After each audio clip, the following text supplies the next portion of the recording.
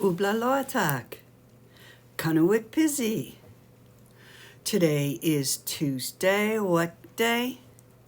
All day today, let's be responsible. Always try, do our best, cooperate with others, and let's treat everyone with respect, including ourselves.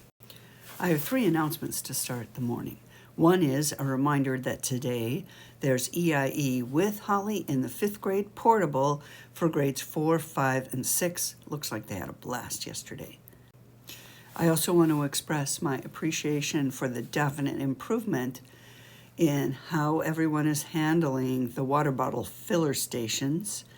There's a lot of people who are now bringing their water bottle straight up to the station and leaving it separate in front of the sensor. Thank you.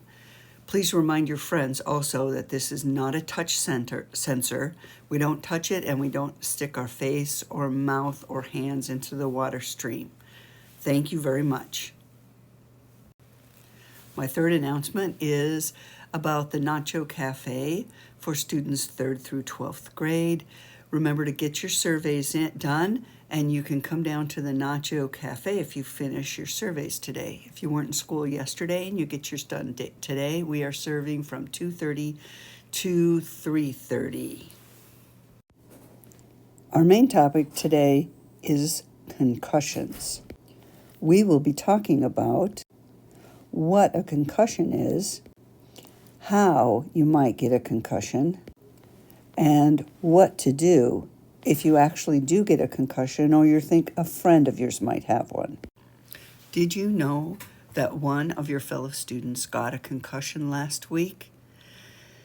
It was purely by accident, and we need to know more about them. First of all, what is a concussion? A concussion is a brain injury that keeps the brain from working normally. Here's an example. In this picture, you can see that this person has a blow to the head right here, and that the brain has become injured doing that blow to the head.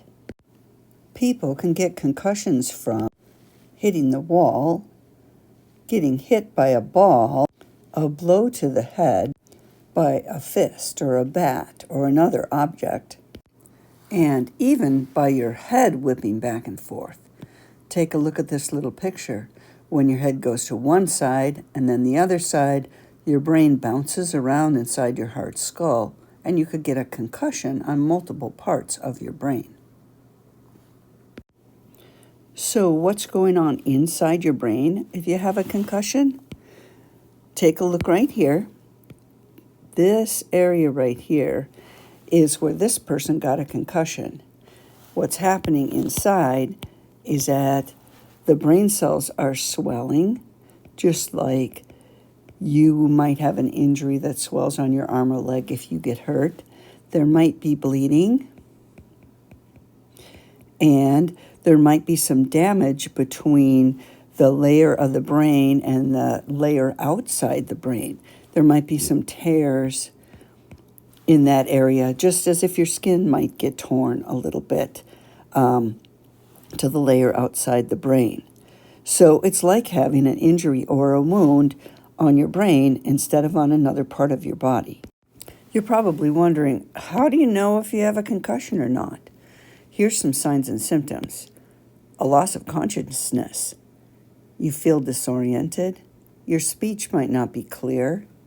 You might have a dazed or vacant stare. You might have memory loss or confusion. You also might get a headache or feel dizzy, have a hard time concentrating, be sensitive to light, throw up, get unusually sleepy, or have a ringing in your ears. When our student got a concussion, he felt sleepy, he had difficulty concentrating, he had a headache, and he had a dazed or vacant stare. And I would say also he seemed a little confused and a little disoriented.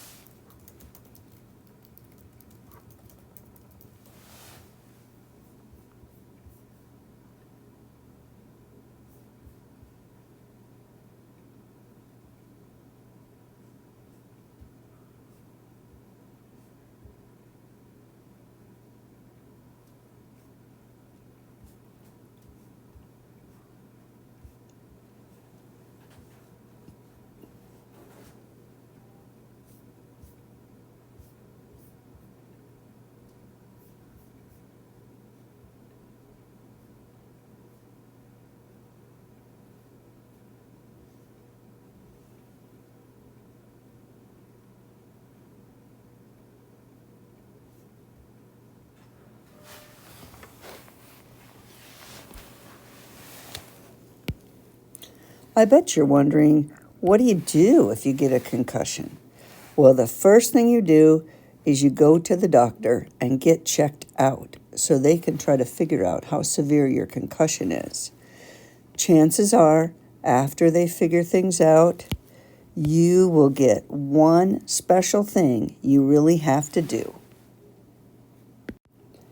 And that is to rest. You actually avoid exercise. You have no phone, no screens, no school, no work. The idea is to just rest your vision, rest your hearing, rest your brain. Oh yes, no reading. And give it time to heal and recover. The doctor will tell you when it's time to get back to being active.